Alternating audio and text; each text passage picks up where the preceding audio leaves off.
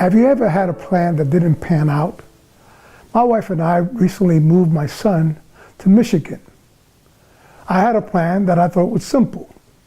I'd go to bed early, get my sleep, so that I can drive the first 5 hours and he could drive the last 5 hours. I did go to bed on time, but I woke up at 3 o'clock in the morning and couldn't get back to sleep.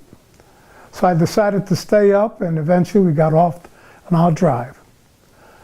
And we started the drive. I was doing fairly well, but not long into it, my eyelids became very heavy, and I became tired. I realized my plan was not going to hold up. And I turned to my son, Paul, and I said, Paul, you're going to have to take over the drive and drive us all the way to Michigan because I'm too tired. So he took control of the wheel, and he drove us safely, and we arrived. And it reminds me how often my plans take a backseat for God's purpose. You see, I too had a plan when I first got to Guidepost. It's been 14 years. I recently celebrated this milestone. My original plan was that I would come here for 2 years and then I'll leave and be a pastor in New York City. But God had a different kind of purpose. In Proverbs it says that many are the plans, but it's the Lord's purpose that will prevail. It doesn't mean that I don't plan. I do plan.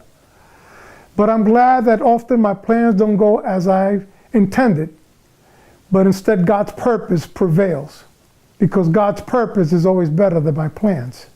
Now, I know we all want to plan. We should plan.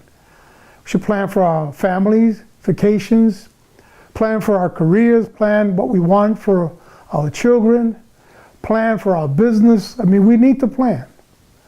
But always keep in mind that God's purpose is better than our plans. Much better than we could ever envision. Better than we could ever imagine. You see, God's purpose is always the best thing for us. So as you plan, and if you get off course of your plan, don't worry. God's purpose will prevail. God's purpose will be better. And God's purpose will be the right thing for your life. Take it from me. It was best that Paul was the driver and that I took the back seat.